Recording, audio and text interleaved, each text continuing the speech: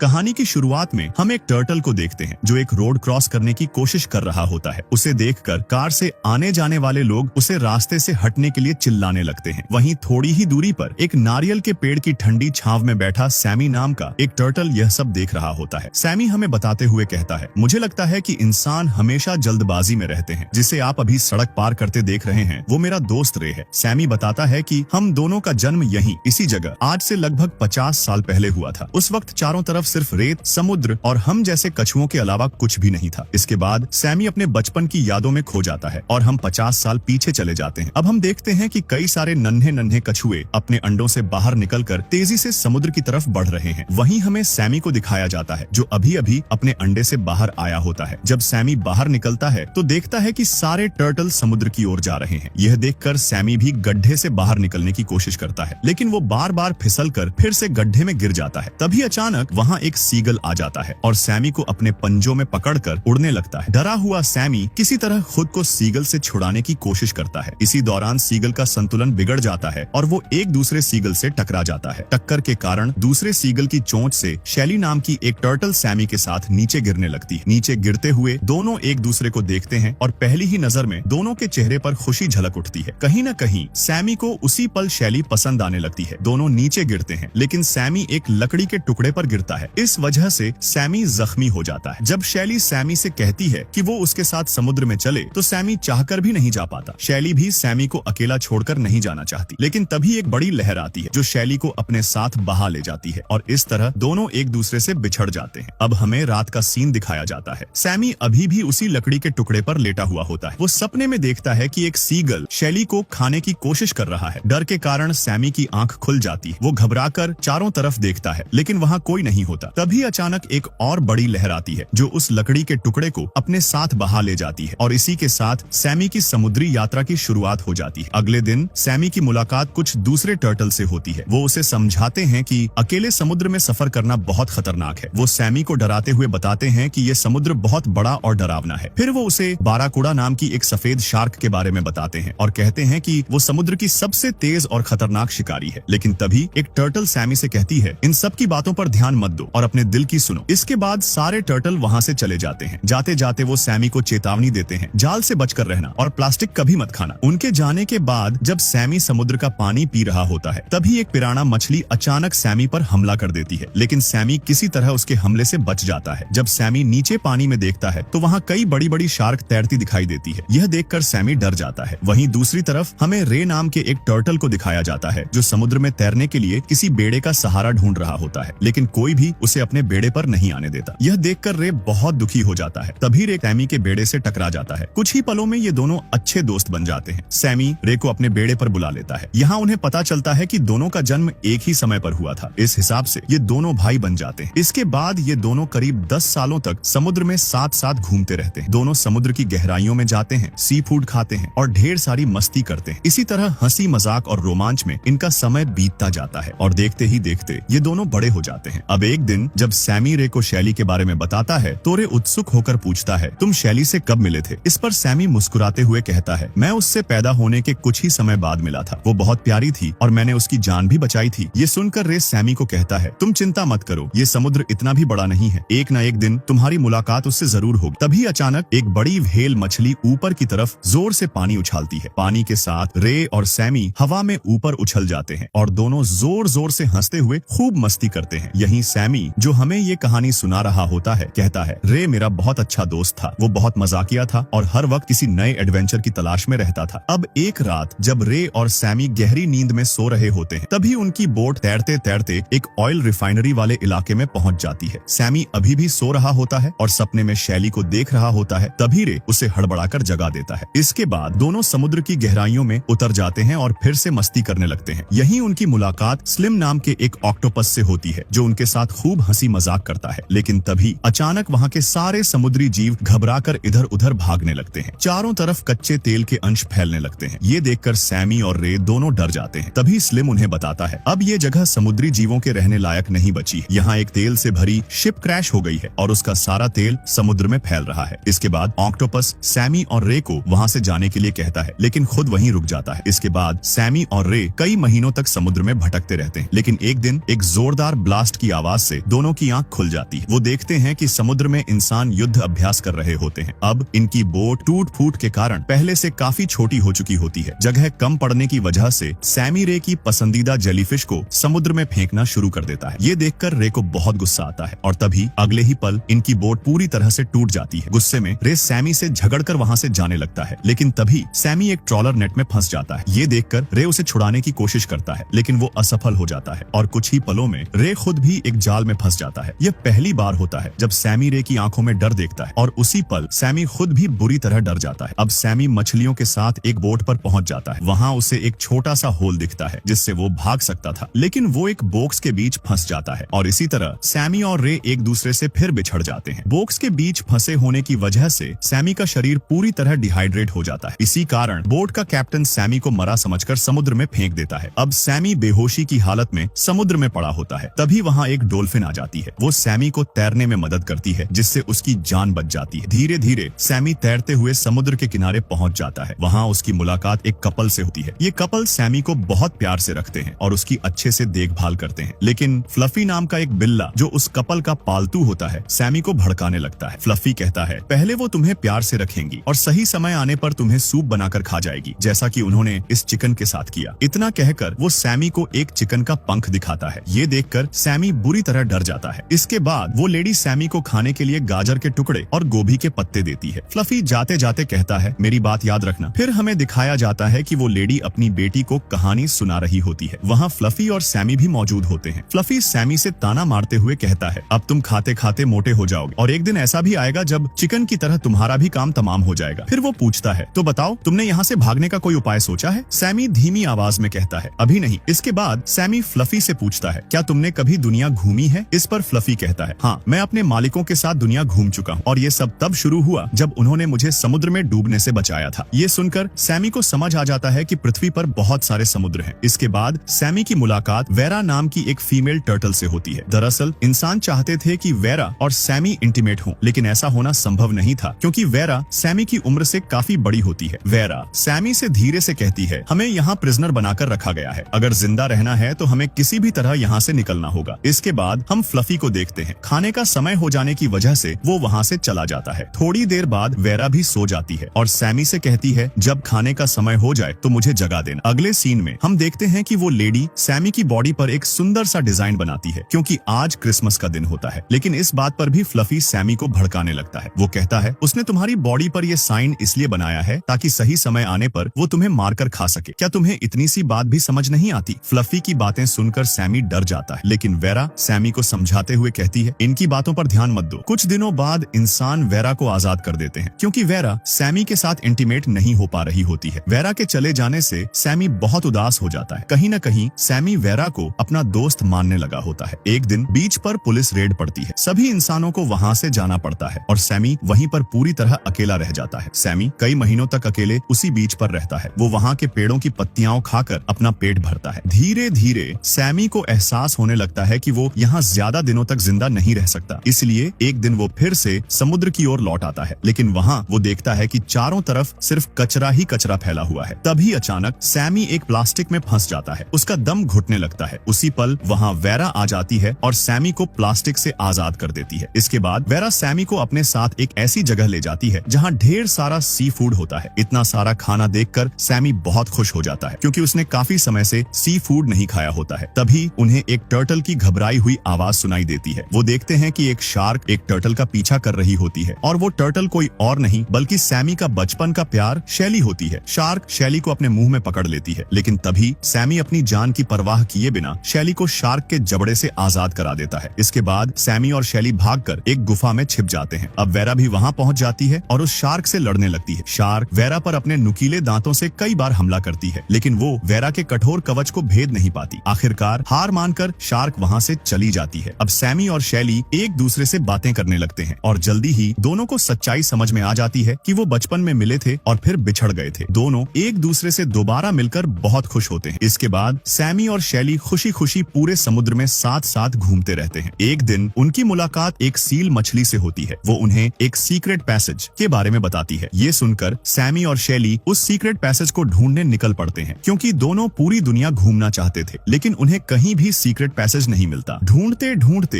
एक दिन दोनों एक नदी में पहुंच जाते हैं, जहां उन्हें सांप और मगरमच्छ जैसे खतरनाक जीवों का सामना करना पड़ता है, लेकिन किसी तरह दोनों बचते हुए आगे बढ़ते रहते हैं। तभी अचानक पिराना मछलियां उन्हें चारों तरफ से घेर लेती है, लेकिन उसी समय वहां एक ईगल आ जाता है। ईगल को देखकर पिराना मछलियां डरकर वहां से भाग जाती है, लेकिन वही ईगल सैमी को अपने पंजों में दबोचकर अपने घोंसले में ले जाता है। ये देखकर शैली पूरी तरह घबरा जाती है, लेकिन इससे पहले कि ईगल सैमी को कोई नुकसान पहुंचा पाता, इंसान उस पेड़ को काटने लगते हैं। डर के मारे ईगल अपने बच्चों को लेकर वहां से उड़ जाता है और पेड़ गिरने की वजह से सैमी वापस नदी में आ गिरता है। सैमी को दोबारा पाकर शैली बेहद खुश हो जाती है। इसके बाद शैली सैमी से कहती है, मुझे लगता है सीक्रेट पैसेज ढूंढने का आइडिया बहुत बेकार है। इस पर सैमी कहता है, जब मैं ईगल के घोंसले में था तो मैंने एक शिप को एक ओशन से दूसरे ओशन में जाते हुए देखा था। मुझे लगता है वही असली सीक्रेट पैसेज है। इसके बाद सैमी और शैली उस नहर की तरफ निकल पड़ते हैं, जहां शिप नदी से समुद्र में एंटर करती है, लेकिन वहां पहुंचते ही शिप के चलने से बनी तेज और शक्तिशाली लहरों की वजह से सैमी और शैली एक दूसरे से फिर बिछड़ जाते हैं। शैली से बिछड़ने के बाद सैमी बहुत उदास रहने लगता है। वो जहां भी जाता है उसे हर तरफ शैली की ही याद आती रहती है। एक दिन सैमी की मुलाकात दो बूढ़े टर्टल से होती है। वो सैमी को एक ऐसे टर्टल के बारे में बताते हैं जिसकी बॉडी पर शार्क के काटने का गहरा निशान होता है। ये सुनते ही सैमी समझ जाता है कि वो दोनों शैली के बारे में ही बात कर रहे हैं। इसका मतलब साफ था, शैली अभी भी जिंदा है। ये जानकर सैमी के अंदर नई उम्मीद जाग उठती है और वो तुरंत शैली की खोज में निकल पड़ता है। कई दिनों के लंबे सफर के बाद सैमी को एक समुद्री जहाज दिखाई देता है। वो जहाज समुद्र में कुछ वेस्ट सामान फेंक रहा होता है। जब जहाज से एक छोटा सा बॉक्स समुद्र में गिराया जाता है तो सैमी उस पर सवार हो जाता है और इस तरह सैमी को सफर तय करने के लिए एक अच्छा साधन मिल जाता है। कुछ समय बाद सैमी की मुलाकात एक सीगल बर्ड से होती है। सैमी उस सीगल बर्ड से शैली के बारे में पूछता है। इस पर सीगल बर्ड कहता है, कुछ दिनों पहले मुझे एक फीमेल टर्टल मिली थी। वो मुझसे कह रही थी कि उसे बर्फ के महासागर में जाना है और वो अक्सर किसी सीक्रेट पैसेज के बारे में बात किया करती थी। ये सुनकर सैमी समझ जाता है कि वो टर्टल और कोई नहीं बल्कि शैली ही थी। इसके बाद सैमी भी बर्फ के महासागर की ओर निकल पड़ता है। कई दिनों की कठिन यात्रा के बाद सैमी अंटार्कटिका पहुंच जाता है। यहाँ चारों तरफ सिर्फ बर्फ ही बर्फ होती है। इस ठंड में सैमी को बहुत तकलीफों का सामना करना पड़ता है। तभी सैमी की मुलाकात एक बड़ी सी व्हेल मछली से होती है। व्हेल सैमी से कहती है, तुम बहुत दूर से आए लगते हो और तुम किस चीज पर सवार हो? इस पर सैमी जवाब देता है, मैं इंसानों द्वारा फेंके गए एक बॉक्स पर सवार हूँ। इसके बाद सैमी व्हेल से कहता है, मैं जानता हूँ कि मैं अपने घर से बहुत दूर आ गया हूँ। मुझे बहुत ठंड लग रही है, लेकिन मुझे लगता है कि आप मेरी मदद कर सकती हैं। तभी सैमी देखता है कि एक शिप से कुछ लोग व्हेल को पकड़ने के लिए कांटा फेंक रहे हैं, लेकिन इससे पहले कि वो कांटा व्हेल को लगता, सैमी उसे सतर्क कर देता है। व्हेल तुरंत वहाँ से बच निकलती है और वो कांटा सीधे आकर सैमी के बॉक्स में लग जाता है। इस तरह सैमी पकड़ा जाता है। इसके बाद वो लोग सैमी को पकड़कर शिप में ले आते हैं। वहाँ सैमी देखता है कि उसकी तरह और भी कई जीव कैद किए गए होते हैं। सैमी को एक केज में बंद कर दिया जाता है। तभी सैमी की नजर शैली पर पड़ती है। वो लोग शैली को बाहर ले जाने वाले होते हैं। ये देखकर सैमी किसी तरह अपने केज से बाहर निकलकर शैली को रोकने की कोशिश करता है, लेकिन गलती से सैमी से एक बोतल नीचे गिर जाती है। इस आवाज से एक इंसान सैमी को देख लेता है और वो सैमी को फिर से कैद कर देता है। अगले सीन में हम देखते हैं कि सैमी और एक और कछुए को ट्रॉली में ले जाया जा रहा होता है। इसके बाद सैमी को एक छोटे से पूल में बंद कर दिया जाता है। यहीं सैमी की मुलाकात फ्लफी से होती है। फ्लफी को देखकर सैमी बहुत खुश हो जाता है। वो फ्लफी से कहता है, मुझे यहाँ से बाहर निकलने में तुम्हारी मदद चाहिए। फ्लफी इसके लिए राजी हो जाता है। वो सैमी का दरवाजा खोलकर उसे आजाद करने की कोशिश करता है, लेकिन तभी वहाँ हेड डॉक्टर आ जाती है और वो कोई और नहीं बल्कि वही लेडी होती है जो सैमी को पहले बीच पर मिली थी। वो लेडी सैमी को पहचान लेती है और उसे आजाद कर देती है। आजाद होकर सैमी बहुत खुश हो जाता है। तभी कुछ टर्टल सैमी से मदद मांगते हैं। जब सैमी उनके साथ जाता है तो वो देखता है कि एक टर्टल जाल में फंसा होता है और वो टर्टल कोई और नहीं बल्कि सैमी का बचपन का दोस्त रे होता है। इतने दिनों बाद रे से मिलकर सैमी बेहद खुश हो जाता है। दोनों दोस्त एक दूसरे को देखकर भावुक हो जाते हैं। इसके बाद सैमी उन दो टर्टल्स की मदद से बहुत मुश्किल से रे को जाल से आजाद करा देता है और इसी के साथ दो पुराने दोस्त एक बार फिर एक साथ हो जाते हैं। रे आजाद होने के बाद बेहद खुश होता है। वो सैमी को अपनी वाइफ से मिलवाता है जिसका नाम रीटा होता है। रीटा से मिलकर सैमी को बहुत खुशी होती है, लेकिन कहीं न कहीं शैली से बिछड़ने का दर्द अब भी उसके दिल में जिंदा होता है। इसीलिए सैमी रे से अपने दिल की सारी बातें साफ साफ कह देता है। इसके बाद रे अपने बाकी दोस्तों के साथ मिलकर सैमी की मदद करने का फैसला करता है और सब मिलकर शैली को ढूंढना शुरू कर देते हैं। कुछ ही देर में सैमी की नजर शैली पर पड़ जाती है। शैली को देखते ही सैमी खुशी से भर जाता है, लेकिन तभी वो देखता है कि शैली किसी दूसरे टर्टल के साथ होती है। ये देखकर सैमी का दिल टूट जाता है। उसे लगता है कि शैली ने अब अपना पार्टनर चुन लिया है और उदास मन से वो चुपचाप वापस लौट आता है। सैमी को उदास उदास देखकर रे उससे उसकी उदासी की वजह पूछता है। तब सैमी रे को सब कुछ बता देता है कि शैली ने शायद अब अपना पार्टनर चुन लिया है। ये सुनकर रे को भी सैमी के लिए बहुत बुरा लगता है। वो सैमी को समझाते हुए कहता है, कोई बात नहीं दोस्त, यहाँ तो शैली से भी ज्यादा खूबसूरत टर्टल्स हैं। लेकिन सैमी का दिल अब भी भारी होता है। तभी अचानक वही टर्टल वहाँ आ जाता है जो शैली के साथ था और वो बाकी फीमेल टर्टल्स के साथ फ्लर्ट करने लगता है। ये देखकर सैमी को सच्चाई समझ में आ जाती है। उसे एहसास होता है कि इस टर्टल की आदत ही है हर फीमेल टर्टल के साथ फ्लर्ट करना है। इसका मतलब साफ था, शैली ने अभी तक अपना पार्टनर नहीं चुना है। ये जानकर सैमी की खुशी का ठिकाना नहीं रहता। अब वो उम्मीद से भर जाता है। इसके बाद सैमी अपने दोस्त रे के साथ मिलकर एक प्लान बनाता है। रे की दोस्त शार्क की मदद से वो शैली पर एक नकली हमला करवाता है और ठीक उसी समय सैमी आगे बढ़कर शैली को बचा लेता है। एक बार फिर सैमी शैली की नजरों में हीरो बन जाता है। इसके बाद सैमी शैली को प्रपोज करता है और शैली मुस्कुराते हुए हाँ कह देती है। इस तरह सैमी और शैली खुशी खुशी एक साथ रहने लगते हैं। अब हमें कई साल बाद का सीन दिखाया जाता है। सैमी अब ग्रैंडपा बन चुका होता है। वो अपने छोटे से पोते को घोंसले से बाहर निकलने में मदद करता है और प्यार से कहता है, अब अपनी खुद की यात्रा शुरू करने का समय आ गया है। और इसी खूबसूरत पल के साथ ये मूवी एंड हो जाती है।